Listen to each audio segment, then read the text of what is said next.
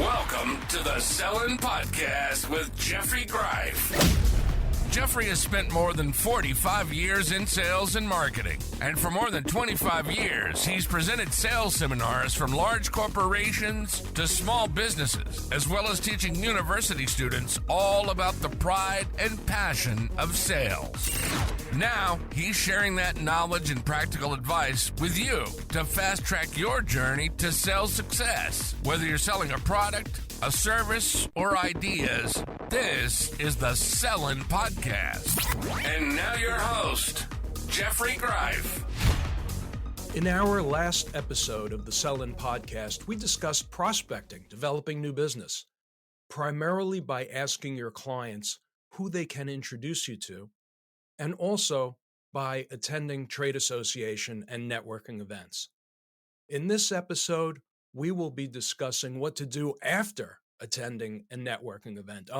I have got some great suggestions and tips for you on what to do after attending a networking event. As you know, I love attending networking events, and it's important to follow up after attending a networking event. You have got to follow up with everyone you meet at the event. Everyone, Jeffrey? Yes, everyone. If you don't follow up with everyone who you met at the networking event, you might as well not have ever attended the event to begin with. You have got to take the time to reach out to everyone you meet at the networking events. How to follow up with people after you attend a networking or trade association event? These suggestions are in no particular order. Remember I told you about taking photos at the networking event with some of the people who you met there? Post those photos that you took with others at the event on social media, especially LinkedIn. Remember to crop the photos, and when you post them on LinkedIn, put an @ symbol. That's the symbol that we use in email addresses, the @ symbol. Put the @ symbol before their names so that those people who you took the photo with will get the post in their LinkedIn feed. And many of their connections on LinkedIn will also receive the post in their LinkedIn feed. Also, always write a little blurb about the event and link to the event host's website. Post valuable content. Yeah, always post valuable content. I always type in the link to the organization who sponsored or hosted the event. The people who read your post will learn about the event and learn some about the people that you met at the event and about the host organization. You're posting valuable content, always.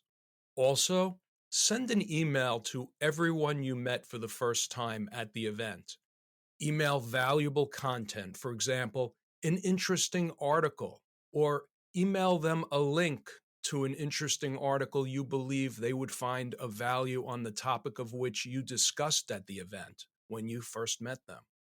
Or bring to their attention an upcoming event you think they may find of interest to attend. Email them something like, "Nice to have met you at XYZ event. I thought you would find this upcoming event of interest as well. Hope to see you there. Let me know if you attend. We can follow up together and we can work the room some together again." Here's a great tip when following up after attending a panel discussion event. When a panelist says something of importance, mention it when following up with them. For example, when you're connecting with them on LinkedIn, or you send them an email, or you meet them face to face, say something to the effect of, "I enjoyed your panel discussion, especially your comments regarding XYZ. Be sincere. It's got to be something of importance, something that you found of interest that they said. Be sincere. Why is this important?" When following up with somebody who spoke on a panel discussion and you're commenting on something of importance that they said, it develops rapport. They'll also know or be reminded that you were there. They'll know you were paying attention. They'll know you care. Most important, as I've mentioned, be sincere always. It has to be something that you truly did find of value, something that they said that was of importance. something that they mentioned when they were on the panel discussion that you found of value. Very important. It develops rapport, but you always have to be sincere, always. As far as business cards are concerned, as you know, in a previous Sell-In podcast, I mentioned that when you attend a networking event, get as many business cards from the people who you meet, and also hand out as many business cards as you can to everyone who you meet at the event. When you collect those business cards, update your database. You've got to keep a current database of contacts and a calendar, a CRM contact management software, something like Act or Salesforce, HubSpot, Apple CRM. There are so many others. Choose the contact management software that is right for you and use it, and use the calendar. Update your CRM with the information from the business cards that you collected at the networking event. Very important. And speaking of business cards, you've collected dozens and dozens of business cards at a networking event. When you get home, unless you get to it immediately, put a clip on all of those business cards and write on a sticky note what event you were at and the date. How many times I attend several networking events over the course of a week or two or three, and I put the piles of business cards and the notes I've taken down on my desk in a nice, neat pile, and then another event, and then another event, and another. And then the projects I'm working on, the paperwork spread out over my desk. And as the papers and notepads and business cards shift around on my desk, they smush all together. And some of the business cards and notes fall on the floor of my office. And when I finally get around to reading the business cards and following up with the people I've met, update my database and reach out to the people that I've met, and I don't remember who I met at what event, and it's of a waste of time trying to remember and put it all together. You think you'll remember, but you won't. Do yourself a favor. When you get back from a networking event, take all the business cards you collected, put a large black clip on them, and mark them, mark a sticky note, write on it regarding the event you attended and the date. It'll take you 15 seconds, and I promise you, it'll save you a lot of time and hassle, and perhaps even some embarrassment with the people you said you'd follow up with and didn't. Yikes! Take it from me. When you get home, put a large, heavy clip on those business cards and notes. It'll save you a whole lot of time, and it'll keep yourself from going crazy trying to figure out where all the business cards came from and what event you were at. Clip them all together with a large, heavy clip and write a note on it of what the date was and what event you were at. Save you a whole lot of time and keep yourself from going nuts. Okay. Connect on LinkedIn with everyone you meet. Everyone, Jeffrey? Yes, everyone. Connect with everyone on LinkedIn. Very important. And when you hit the connect icon on LinkedIn, always click on the icon that says add a note and add a note. Personalize the LinkedIn connect request. You'll have a much better chance of having the other person accept the connect request. And you will further build some rapport with them when you do. Say something like, "It was a pleasure to meet you at the XYZ convention," or "So nice to meet you at the XYZ event. I look forward to following up with you in a month or two," or "I'm glad to have been introduced to you by our mutual friend, John Johnson. Let's connect on LinkedIn." And this is my favorite: "Nice to meet you at the XYZ event. When appropriate, I look forward to working with you. In the meantime, let's connect on LinkedIn." I'll be talking more about social media and most specifically LinkedIn in a future episode of the Sell-In podcast. And speaking of LinkedIn, I have learned so much about LinkedIn by Beth Granger, social media and LinkedIn expert. If you are interested in improving your skills and having a much more effective presence on social media, especially LinkedIn, I highly recommend for you to contact Beth. Melanie, my podcast editor extraordinaire, Let's post Beth Granger's LinkedIn page link in this episode of the Sellin' Podcast show notes. I speak to Beth at least once a month, and I learned so much from her. Thank you, Beth. Handwritten notes. I learned this from Tom Hopkins in his book, How to Master the Art of Selling, mentioned in a previous episode of the Sellin' Podcast. I have written hundreds of thousands of handwritten notes to everyone who I have ever met over the years. I write a handwritten note to everyone I meet, and I mean everyone. Is it old school? Yes. However, I find it personalizes my relationship with the person I've met. And sending a handwritten note lets them know that I sincerely appreciate the time we've spent together, getting to know one another. I have people who I met 25, 30 years ago who still have my handwritten note taped to their office bulletin board. And let me tell you something. It's so rare to receive a handwritten note. You will stand out. Let me tell you that when I get a handwritten note from someone, I keep it forever. I have handwritten notes that people have sent me that I'm looking at on my wall of my office right now or propped up on my desk. I'm looking at those handwritten notes right now as I speak. I have a very special place in my heart for the people who took the time to thank me for a kindness I have done for them or a meeting we had together. It's beautiful. Take the time and write a sincere, unique, handwritten note to the people you meet and the people who you do business with. Let them know that you appreciate them. Oh, and one more thing, the envelope has got to have a postage stamp that you've placed on the upper right-hand corner of the envelope, not from a stamping machine in your office. This is a personalized note you are sending to another person. It's personal. Use a stamp. Another great suggestion after attending a networking event is meet people face to face to follow up with one another. Meet them for coffee, lunch, dinner, or give them a quick phone call, whatever you deem appropriate. Meet them for 5 minutes in their office and ask questions about their businesses, their industry, and follow up to see who you might be able to introduce them to in order to help them to build their business.